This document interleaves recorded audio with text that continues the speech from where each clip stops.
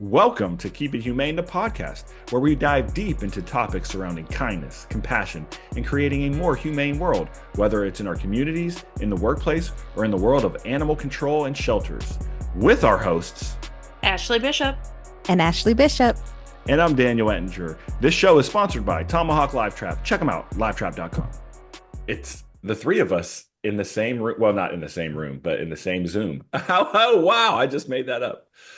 Oh my goodness. It's too early, Dan. I know, but you know what? I'm the one that's on the early side of things. Do you know what times I got up this morning? I was up at 3, 4, and then again at 6. It sounds like you're having an insulin issue. Is that what's causing it? Yeah, you're every time you wake up at 3 o'clock in the morning, apparently it's an insulin issue. Like you're eating not well. Oh, I better go see a Maybe you need nutritionist. some meat. I thought we talked about that. I have been eating fish. You didn't know that? Look at your face. I Does fish not count from Wisconsin? Like that's not meat no. because in Wisconsin. I mean, we eat plenty of fish, but we eat a different kind of fish than you probably eat. You Give eat me a like good bass. Give me a some catfish. perch. You get some like breaded catfish. Perch. Ew.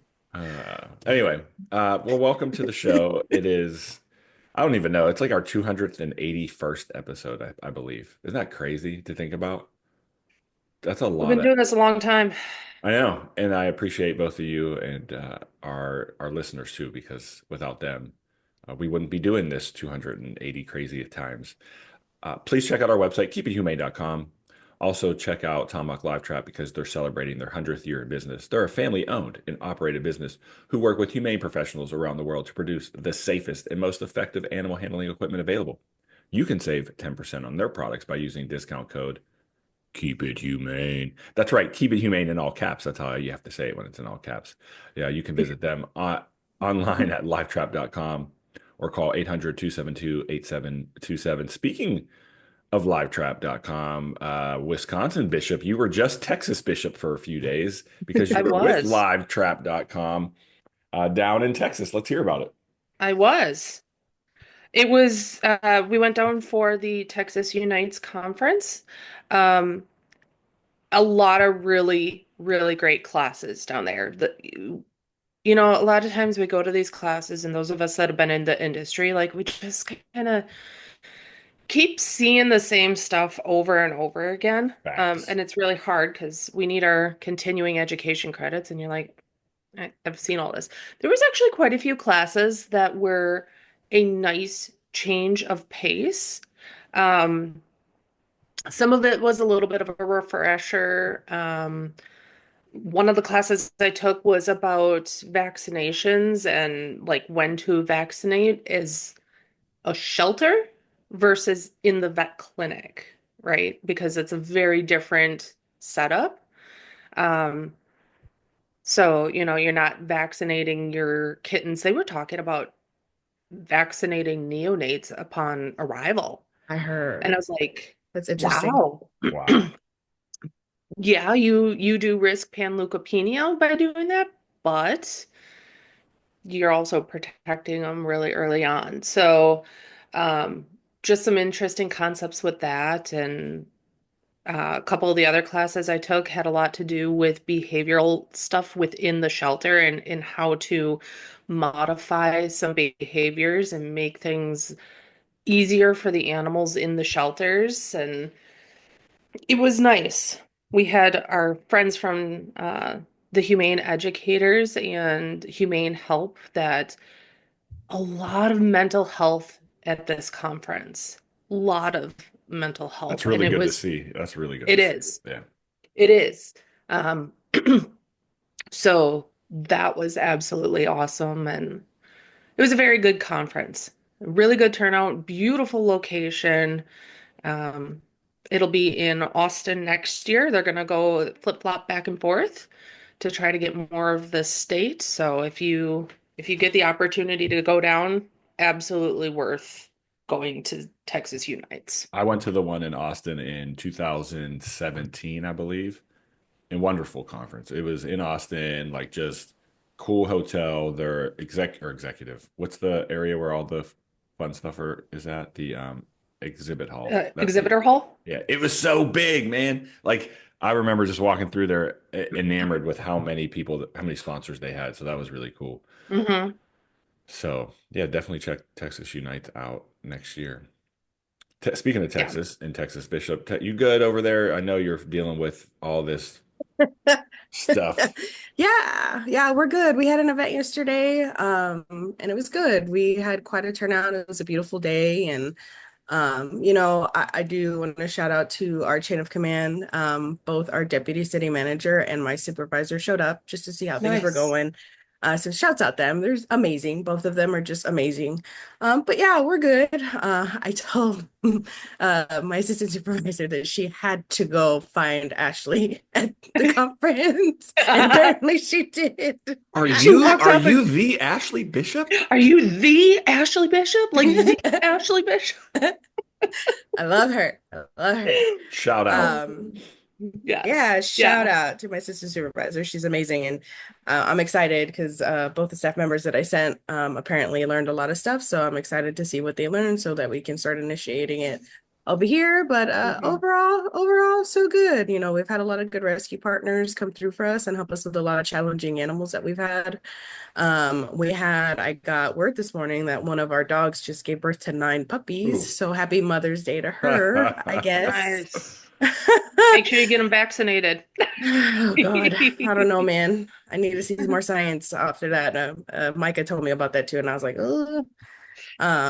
But So it's the science is out there coming out of the UW-Madison, Wisconsin. is it? Yeah. Is it? So I don't know. We just changed up, off topic. We just changed up vaccinating at 4 weeks, and it's been helping quite a bit, at least in our felines. So yeah, but no, we're rocking and rolling over here, and it's been good. Just trying to get over this bronchitis that Vegas gave me. So that's fun. Knock Yeah. on wood, I'm still healthy. So Yeah, y'all both need to be. We're all messed up all the time, though. My It's leg is, one of us all my the leg's time. still broken. I don't know if it's just because we're getting old or what. yes. Hey, Let's get speak for our. yourself. I said, oh, did I say we? I'm sorry. Yes, you said we. I meant to say me. Let's get our guest on. I'm excited. I'm really excited about this because I'm like a rookie nerd when it comes to airplanes, and so to have somebody that is Rookie nerd. basically the air bud of the air, yeah, the air bud of That's, the this isn't basketball, Dan. no, but the dog flies. And so our guest Michael Schneider is the flying founder of Pilots to the Rescue. And Michael, I don't even know where to start other than thanks for joining us. And there's so many questions we have for you. Thanks for having me. You guys seem like a really fun bunch, by the way. I didn't know what I was getting myself into, but Oh, you have no idea. all right. Michael, just briefly let our listeners know, like, who are you and why? Like, just your why. Like, how did you start this? And yeah, your background. Sure. Well, I started Pilots to Rescue back in 2015 to combine my love of aviation and rescuing animals. This is our 10th anniversary, so huge year for us.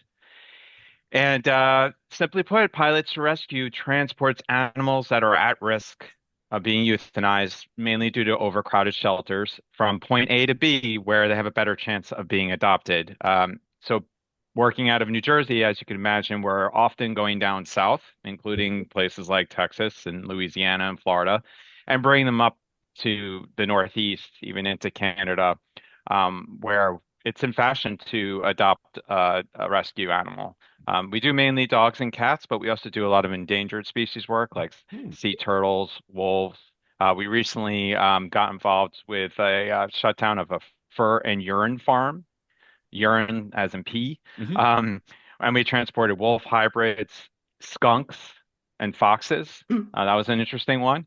And we also do a lot of disaster response. Last year, we went down to Asheville quite a bit after Helene. Um, so yeah, that's Pilots to Rescue in a nutshell. We own and operate one aircraft out of New Jersey, and we have 4 vans. We're expanding our ground transport network quite a Oh, bit. really quick, everyone's like, wait, what is the urine farm? Are they like, we need to know what they were doing there for the like collecting the urine I'm for. guessing it's for hunting. This was a landmark case. One of our partners is Humane World, used to be called Humane Society, and Sure. they shut down this farm in Ohio. Apparently, the guy who ran it passed away, and none of his family members wanted to take it over. Shocker. Um, and Who doesn't I, want to be in the business of urine? Just yeah, saying. or skinning animals for their Yeah. fur. I mean, I think we're Ugh, past that in 2025, but no apparently people still kidding. like fur. Um, Mm-mm. Yeah, for what I understand, the urine is used for a lot of chemicals. Oh, okay. I could tell you that they used to use it like to remove snow at airports, like on the runway. I think they switched to a different product, but it's used for quite a bit of chemicals. And I think you're right, Ashley Bishop. They're probably using it for some hunting Yeah. as I know well. that's a thing up here for like deer and stuff. They'll Hmm. use deer urine. Beaver Yeah, musk, it's a thing. We've had to use it. Mm. There's yeah, so many comments there that I won't even get into. yeah. Well, these animals were abused and they can't be reintegrated. I mean, it's not like people are adopting wolf hybrids to begin Mhm. with or skunks, but they basically had to be transported to sanctuaries where they live out the rest of their days. Um, so, yeah, that's Nice. the kind of work that we do. We've rescued over 4,000 animals to date, and I feel like we're just getting started, to be quite honest. This is a COVID success story. So, my Mm. background as an entrepreneur, my last business was in corporate events, and during COVID, the that got decimated and the charity took off.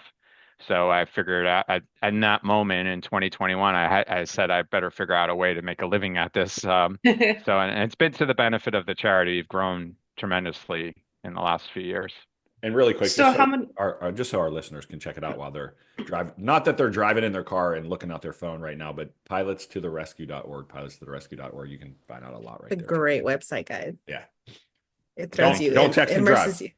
You can fly and drive when it's on autopilot, or fly and text when it's on autopilot, but not in a car. I mean, Yeah, you could have a Tesla You could. that I drives do a for you. I do have a Tesla, and I could tell you, you do not want to trust that autopilot like the one in the plane. That's I'm a much better pilot than I am driver. great. You heard it here, folks. You heard it first here. So how many people are involved with you? Like how big is this organization? It's not that big. A lot of people are shocked when I tell them that I just hired my second employee. I hired Okay. a director of development. We have a lot of consultants. So I'm a big believer in outsourcing and hiring people that you normally couldn't afford, namely our social media manager and our PR comms manager. But yeah, it's just me and one other person on the payroll, so to speak. Then I also have a ground operations guy, and as I mentioned, a bunch of people that are helping us out, whether it's driving, or whatnot. The volunteers are the pilots themselves. We have Oh, about ten pilots that fly the plane that we own and operate. And then we have a database of over 1,000 volunteers, which is comprised of pilots and drivers. We have a transport board. So it's sort of like a hybrid concept where our organization, we do a lot of transport ourselves with the plane and the vans. And then we also put a call out to people on this giant transport board where people, just like your listeners, can get involved because a lot of people want to know, how do I get involved? If you have a large vehicle and you like to drive, we definitely need people like that. So the transport board, basically people go on there, they make a request, and then the notifications go out to the people along the route. Because as you can imagine, these are pretty extreme distances, whether it's like Florida to New York or whatnot. So yeah, we have over 1,000 volunteers in that database. Wow. I can see Wisconsin Bishop up there thinking about Dubert. I can see your brain. Like we had Dubert on Yes. several, man, probably Chris, yeah, probably 100 episodes ago. I'm guessing you guys are friends because you're doing similar stuff. yeah, Chris he was a visionary early on how to tackle this problem of supply and demand. And the issue with that, and nobody seems to figure it out. And when I say supply and demand, like I'm a rescue group, I have space for animals. I'm a municipal shelter, we're overcrowded. I want to send you animals. Mm. At the end of the day, the issue with that is it's only as good as the people interacting with it and keeping it up to date. Hmm. Um, you guys are talking about conferences. I attend a lot of the animal welfare conferences like Humane World Expo, Mm. Best Friends Conference. And I think Pet Finder has a chance at it because they have a vast database that a lot of people are actually but using. But that would be great if someone was able to figure that out. And I think Chris attempted to tackle that issue, but even he would agree it's difficult getting people to adopt it. Hmm. Um, but yeah, Chris is a great guy. I know he's pivoted many times with his business. And I think he's more about shelter databases at this point, or Yeah. shelter He, services. he had that background with the IT aspect of it. So, Definitely. yeah. Yeah. So can you take us through kind of what this all entails? Like, how do you get the call? Hmm. How long does it take? How many people are involved, as far as, your destination, obviously, and then where you're pulling from, like what goes into all of that? Absolutely. So we have existing partners that we've been working with for nearly a decade. These are relationships on the source and the destination, where they already have partners, and there are common routes. North Carolina is the number one state we fly to, for example. Um, and then we get requests all the time. Uh, Unfortunately, it's very wide at the top of the funnel. As you can imagine, a lot of people that want to send animals. Number one question from us is, okay, where are we bringing them to?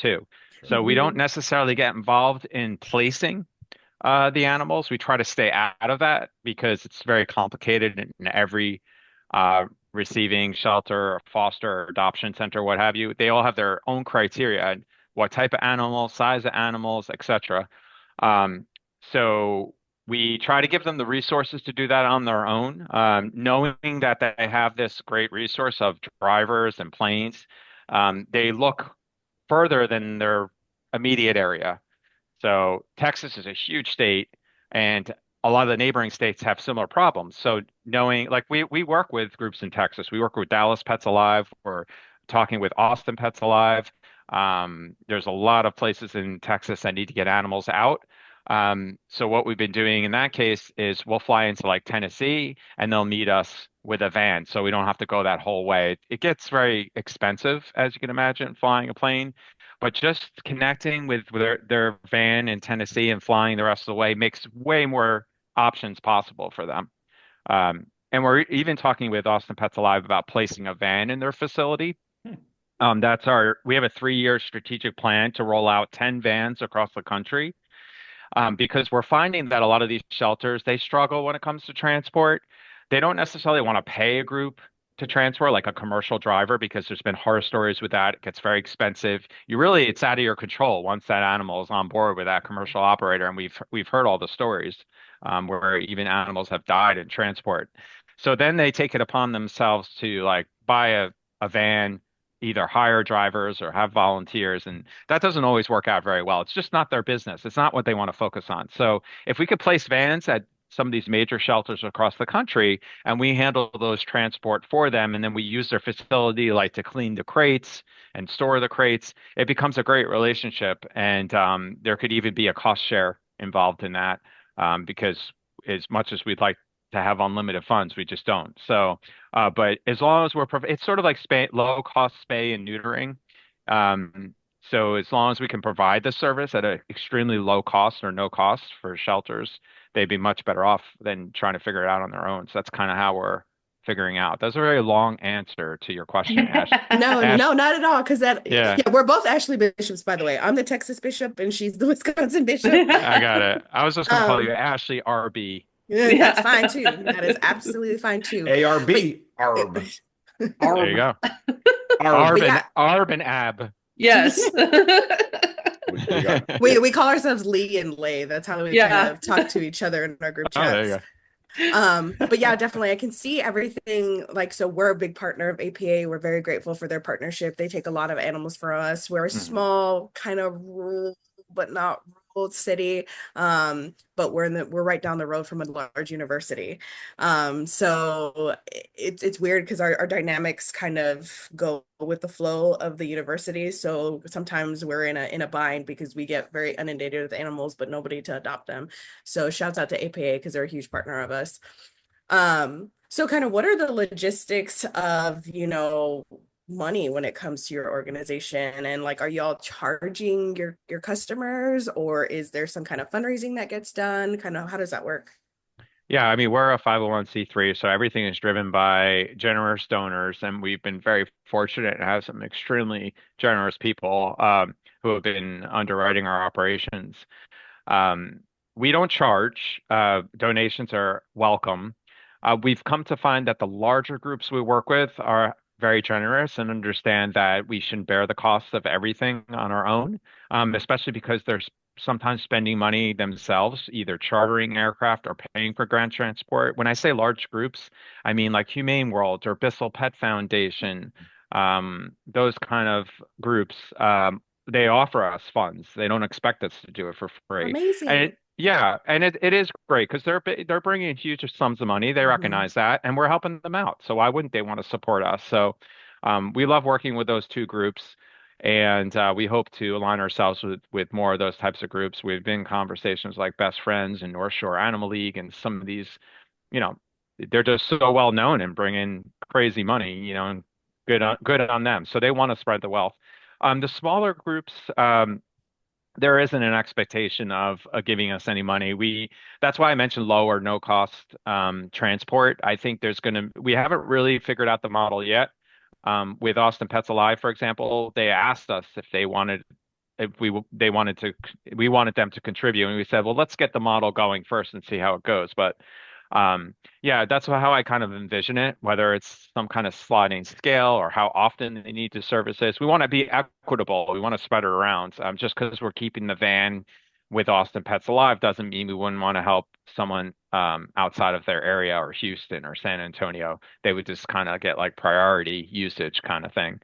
Um, so yeah, it's not our intention to make money being a nonprofit, but to undercut certainly any commercial transport option out there.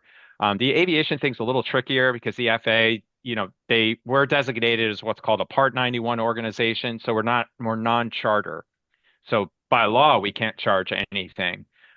So we can't say like, and we get these requests all the time. Can you fly point A and B? I'll pay you $15,000. I mean, we can't do that. Mhm. We're not a charter organization. So, Mhm. we often refer those people to like Bark Air, if you're not Mm, familiar with Bark Air. yeah. There's been a lot of groups that have tried to do the animals pay for transporting with your animal. It's a difficult model, very difficult model. So hats off to them if they can figure it out. But I don't know about you guys. I don't have $6,000 to fly my pet one way to LA. Let It's a me lot of money. yeah, let me I jump don't have into that for myself. to the Yeah, uh to the logistics. I want to know like okay, first and foremost, like does the doggy get one free check-in bag? And then the other thing, no, for real, that's a good question. But like, do they actually have to go through metal detectors like because of TSA? Like, what are the rules? Talk us through like when you meet at the airfield, I feel like that's the name, I don't know. It And is. then like what does that process look like to get them on the plane? How long are they on the plane? Is there someone on the plane that tends to them while you fly?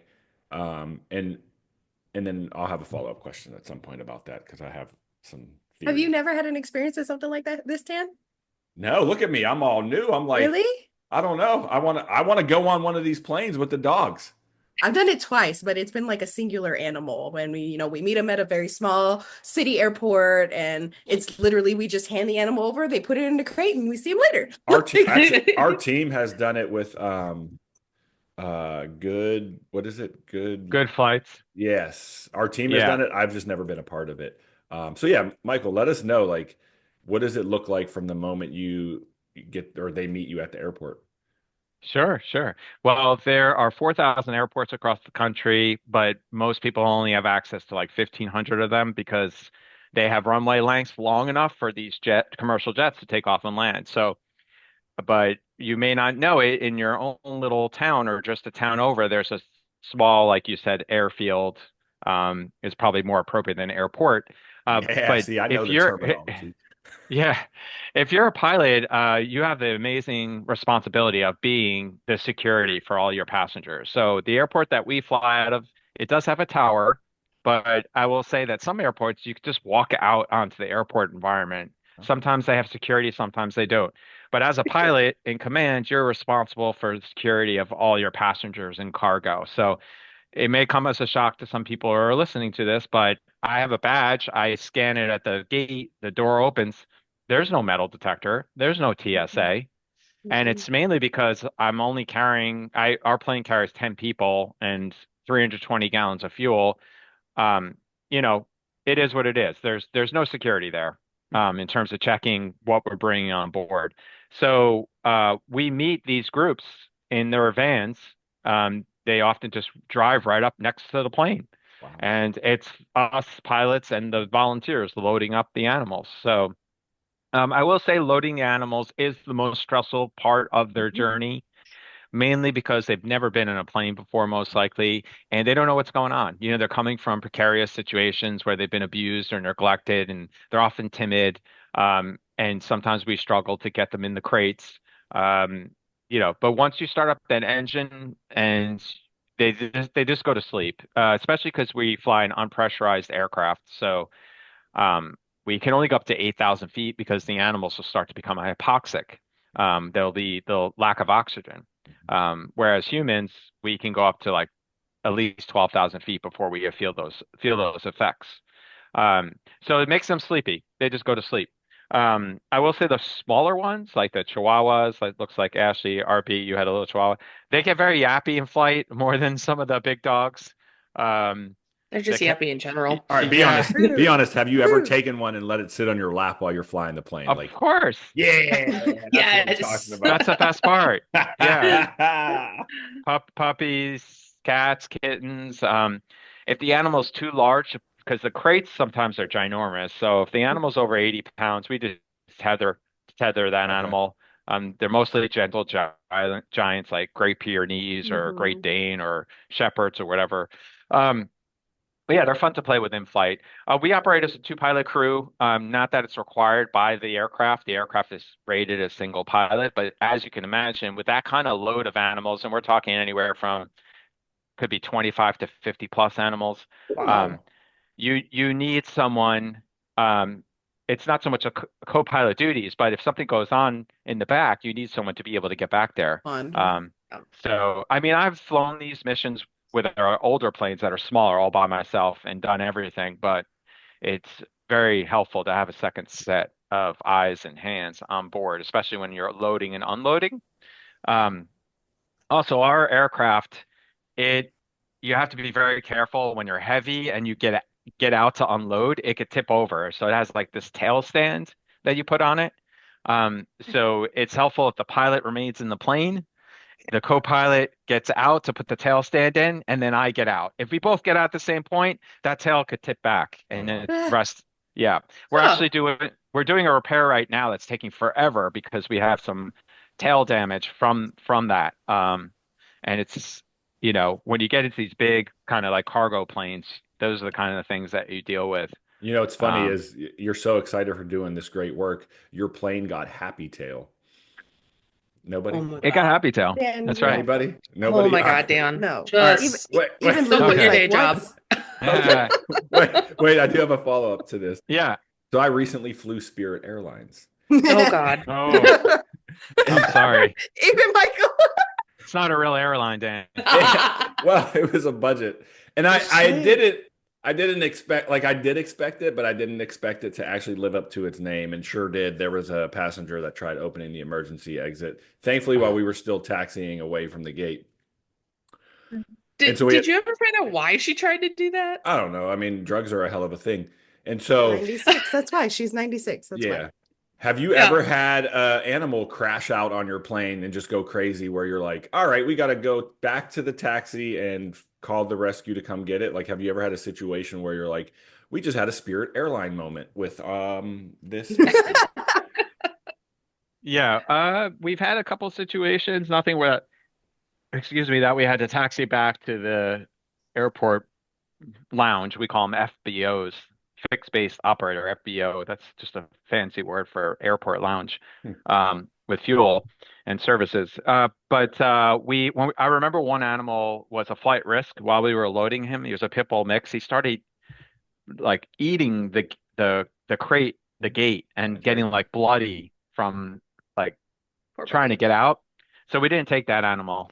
Um, we had a cat escape artist, a cat that got out of its crate, and it crawled underneath the seats up into the flight deck. So there's that.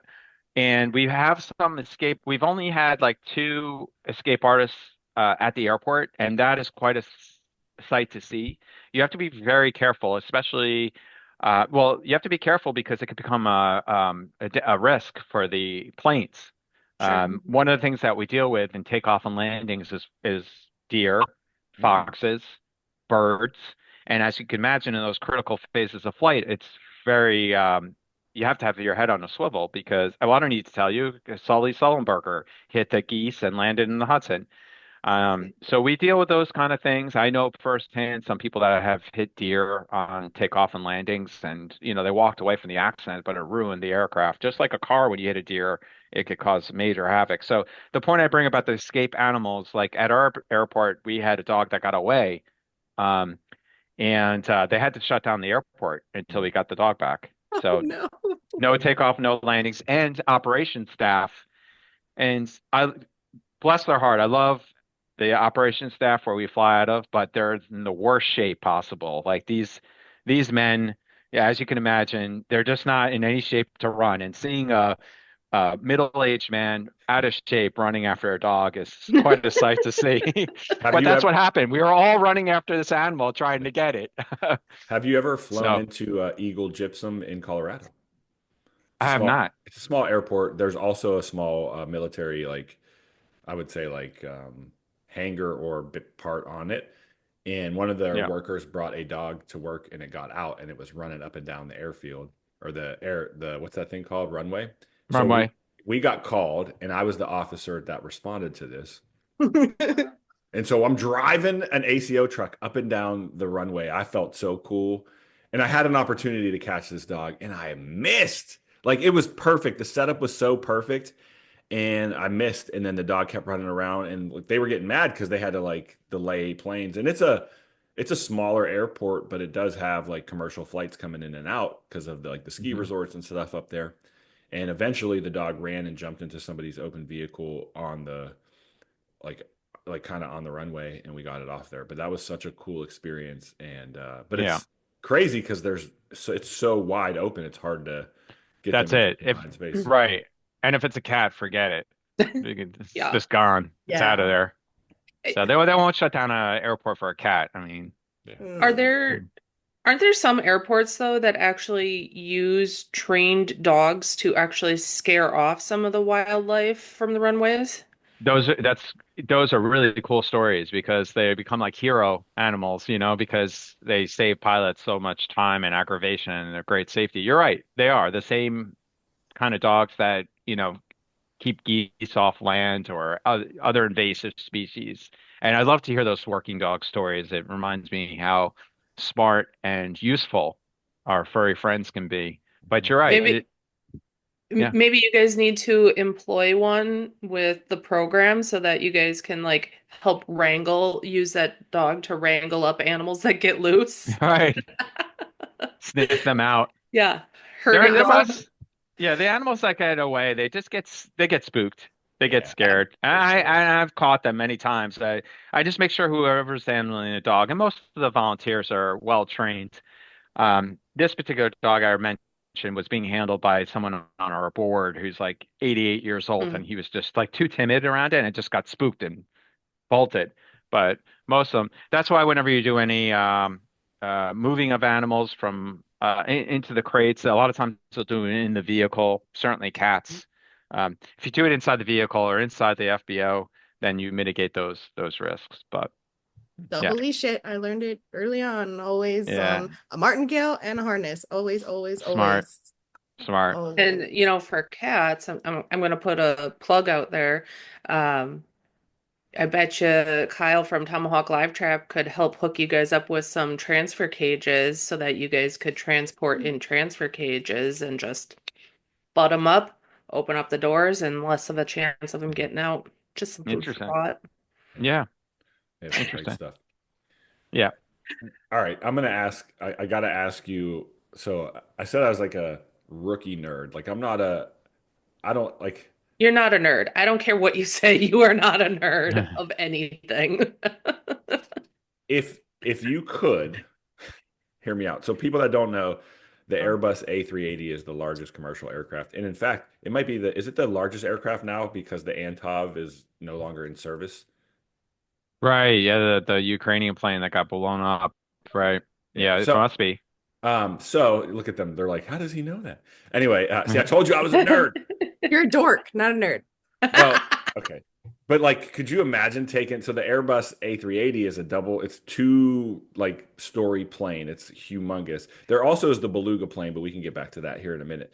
Um, could you imagine taking all the seats out and then putting crates and stuff in there and doing like you could do like 1,000 animal transports from anywhere if you like repurposed one of those. Is that too far fetched? Am I getting like fantasy world? Yeah, it's too far-fetched just because the extreme cost of that aircraft. I mean, that's a intercontinental jet. You know, I for me, I probably would go more with like a Pilatus PC-12, which is a Swiss plane, and it's pretty big like ours. But you have to think of operating costs when you're doing this stuff. Yeah. And there's no jet. Is a whole nother world. Like transporting animals on jets really doesn't make sense cost-wise. It's so expensive to go fast. Um, like our plane only flies 200 miles per hour. That's pretty slow for a turboprop. So we have a turboprop, which is a jet engine driving a propeller. Hmm. Usually they go much faster than that. But the Pilatus PC-12 is a much sleeker version of what we have, and it's pressurized, and you could take all the seats out. So that would be my choice. But yeah, I mean, to your point, Daniel, I probably some of those military cargo planes are insane because you could drive like tanks up into them. Yeah. Yeah. Um, that probably would be a little bit better than an Airbus. I just want to go on it. Yeah, First, I just really want to go on an A380.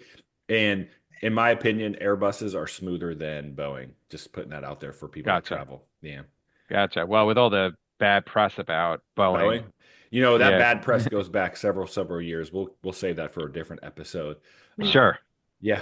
But Dan, you'd also have to have people to receive those animals. Well, I know. There'd be Yeah, It's plenty a to send fantasy. out. It's a right. That's a fantasy good land. point. I just really wanted an excuse to be one of the volunteer crew on an Airbus A380 with 600 dogs and cats that we were flying to like I don't know. Like North Dakota probably doesn't have a lot of pets, so like we could just put them up there and okay, You're fine. part of the puppy mill chain? What are you talking Yeah, about? I know. Yeah, and I if there's digress. not a lot of pets there, it's probably because there's not a lot of people there because people aren't silly and living in North Dakota.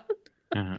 What, Michael, like what's long-term goal for you? Like what do you see pilots to the rescue being in 10 years? Mhm. Yeah. In 10 years, I see us having a nationwide transportation service, low or no cost for rescue groups, creating and reducing shelter death. I mean, we're still dealing with these numbers that are nearly a million being euthanized each year, and it's unfortunate. And even if we could just move that needle just a little bit and provide uh, these amazing groups with an opportunity to transport further away, get them out.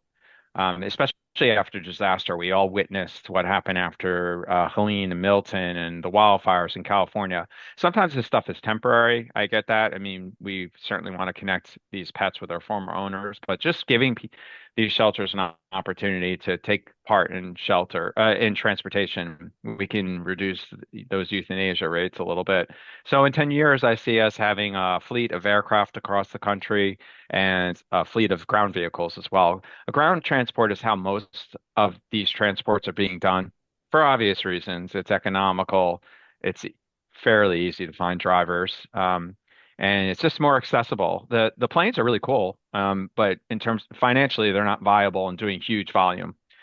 We use the planes for best use cases. That can be after disaster, sick, injured animals, puppies and kittens, basically an animal that could not endure a 24-hour drive, for example. And then we also use them when we have high value transports, like press is covering it. We have ride-alongs with editors and influencers. We use a lot of influencers to come on our journeys to create content and help tell our story. And they don't charge us, which is even better. They want to contribute to the cause. Um, so we are cognizant of the aircraft usage, just like I said, because of the extreme cost. But yeah, 10 years all across the country, transporting every day. That's awesome. That's it. That's Saving amazing. lives. I Love That's kind it. of want amazing. Love it. I want to go back to when we were saying, okay, well, how does this look, as far as the rescues, shelters, whatever, bringing animals to you and stuff. You know, many states have requirements for CVI, certified veterinary Mm. inspections, and things like that. Is that all put onto the rescues, or do you verify any of that information before transport? Great question. It is a great question. I know that certain states are very difficult to do transport into. Massachusetts Colorado. is one of them. Yeah. Colorado's another one. Up, yeah. So we mainly rely on the shelters paperwork, and we always we get paperwork for the transports. We've been working with these groups for a very really long time. If it's a new partner, we'll probably scrutinize that paperwork a little bit more. We are registered with the USDA as a Class T operator. We have all the proper insurance in place with, we spend so much money on insurance, from aircraft insurance, animal rescue insurance. So we don't cut any corners when it comes to that stuff. We try to stay away from high risk transport. We've gotten involved in a few of them, namely any transport that comes out of the United States, especially post-COVID, gets ultra scrutinized. Like we once did a transport of dogs that were slated for consumption in Asia, like meat trade dogs. Mm-hmm. We didn't fly them all the way from China. They flew them into Canada. They quarantined them, and then we did the last leg from Canada. But you can only, there's only, from what I understand, there's only four ARCs in the United States. These are facilities that will take animals in for quarantine internationally. I think it's Hmm. LA, JFK, New York, Atlanta. I'm missing one somewhere. But when you bring animals into those ARCs, like we flew from Canada into JFK, you're met with all kinds of agencies. You're met with USDA, you're met with customs, and we got cited by the USDA for certain violations that were out of our control. But it was more of like a warning or slap on the wrist. And the USDA person that we just had a conversation, and she basically said, listen, if you could do high risk transports like that, you really have to have everything, all your ducks in a row. So we kind of stay away from that stuff just because there's so much work to be done domestically with saving animals. I personally, I'm not sure about how I feel about bringing in animals from outside the country because they're so complicated and they're so expensive. And that money perhaps could be better used for helping animals here. Not that it's bad. I mean, any kind of cruelty or abuse of an animal you know, is that it's horrible. Well, We and don't you're want to, yeah, you're potentially opening up to other diseases and things too that we don't see Zoonosis regular at its here. Yeah. finest. that's right. Or even bringing in more rabies and things like Mhm. that. Yeah, So, big caution signs when it comes to that. So I always encourage people to adopt domestically as much as you love hearing about the story that the animals from Ukraine or from Gaza or whatnot. So sometimes people get wrapped up in that stuff and are like, oh, I have to It's have that animal at all it's a costs. feel good Feel story, good. and that's the Mhm. thing. Like at some point, I would love to see this country say, like, shoot, we really don't have a stray population. Now we have to go to those countries instead of it being more of like a vanity thing. Like I Hmm. rescued this dog from a meat farm in Japan. Yeah, China. exactly. And Right. it's like great, but what about that dog that's been sitting in the shelter in your backyard for 353 days? right. Like Mm. Exactly, so, exactly. And we also are cognizant of that too, because a lot of times we'll bring in animals into the New York area and our own facilities are overcrowded. So right. we get that. We get Yeah. that. But it really comes down to transporting adoptable animals. Those animals that are left in the facilities often are not adoptable. Either they were abused or neglected or they're pit bull or bulldog, a German Shepherd, this quote unquote vicious breeds. Don't get me going down that rabbit hole. Um, but That's for another podcast. Welcome to that's the for another show, podcast. Michael. You're an honorary member now because we talk about that all the time. Yeah. I gotcha. Yeah, Yeah. yeah, yeah. Have you, and just know before you answer this, we can easily edit this if you need to. Okay. Have Uh-oh. you ever had to turn down a transport for something that just didn't feel right, or the organization maybe wasn't on the up and up, or something like that?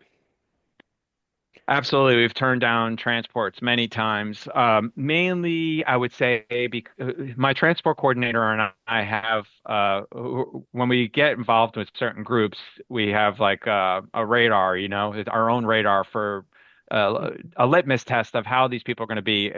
I mean, this should come at no surprise, but sometimes people in the animal welfare or animal rescue world are batshit Crazy? crazy. Yes. Yeah. Yes. Yeah.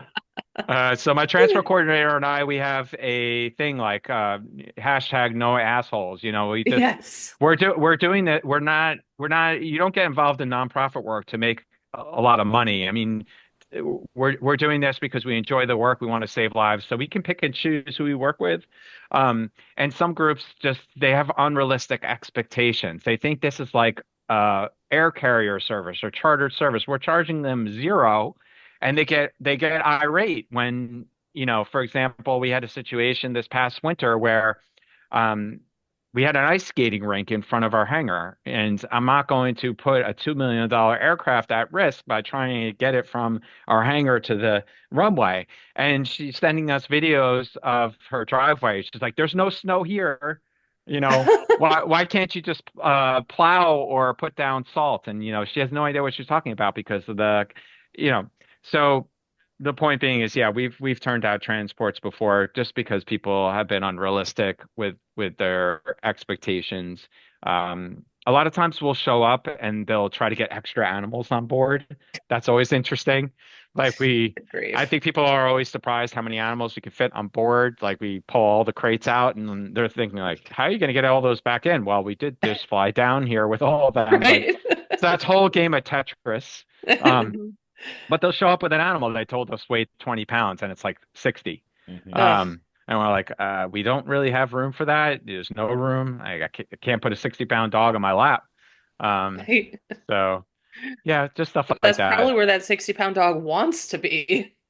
Yeah, definitely lap dog. But yeah, you can't help everybody. You try your best, but I think we're getting to the point now where we want to align ourselves with good partners. So I'm glad to hear that though, because that means that you guys are not contributing to the problem. Like, not to insinuate that you would be, but some people can talk a good talk.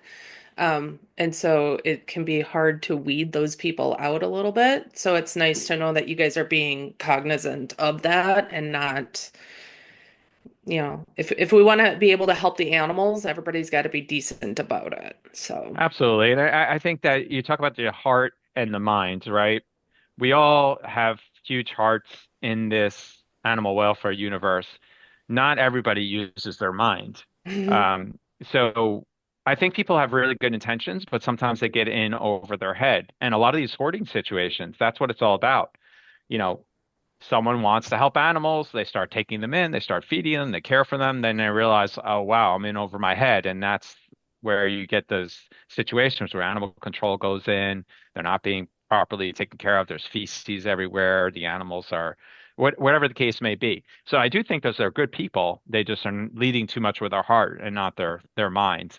So it's a careful balance. And I approach this charity like a business. So I put a lot of effort into fundraising, marketing, and sales. It's not the let's save every animal at all costs strategy, because when you take that mindset, you can run yourself out of business. You could run out of funds. People start getting burnt out. Burning out is a huge thing in animal welfare. So, and a lot of these people are doing it out of the goodness of their heart. So, yeah, you really have to be cognizant of that balance of the heart and mind with this type of work. Well, it's wonderful work that you're doing, Michael. This is cool stuff. And, we're flying into the future with just technology, resources. And I think why y'all laughing over there? That was a good one. If y'all are watching on I'll let that one It's YouTube, go. just Danisms. That's all. if you're watching on YouTube, man, y'all got to check this out on YouTube. Keep It Humane. The bishops over there just they be cracking up over, and I love it. I love it. But Well, I have one last question, Dan. oh So yeah, I'm yeah, looking at these 2025 mission stats. I have to yeah. ask, what are the three others? Those are There's probably the skunks. okay. Oh Okay. Yeah. wow, wow. I was God, like, so I there's can It, only two. imagine what that smelled like on the plane. Oh God. yeah, that one we did in ground transport, and Oh, I was like Albert, our ground driver, is like, do not handle those skunks. He's like, oh, I know which crates those are, and I'm not going near those guys. But impressive numbers: 220 cats, 341 dogs, 10 foxes, 4 wolves, 3 others. And I love this too: 578 souls. It's amazing. That's mm-hmm. cool. Yeah, thanks for reading those stats. Yeah, well, like I said, we're just getting started, so Yeah, and hoping. our listeners can check it out themselves right there at pilots to the rescue.org. Again, pilots to the rescue.org. We really appreciate you taking the time. If you ever have any, you know, if you any like charitable things coming up you want to promote on the podcast, you're always welcome back, or shoot us a message and we can talk about it on air. We're happy to support this great work that you're doing. I think it's really cool to see how these animals are, getting kind of just these second chances through flight, and being a kind of a mini airport airline flight nerd. I I like it, man. So that's really cool. I appreciate you doing all that hard work. Thanks for helping spread our mission. Absolutely. Well, our guests can check out our website too, keepithumane.com. Check out all the social media things that people do, the X, TikTok, Instagram, Facebook. Keep It Humane there. And don't forget to continue to Help people. Help animals. keep it humane. Keep it humane.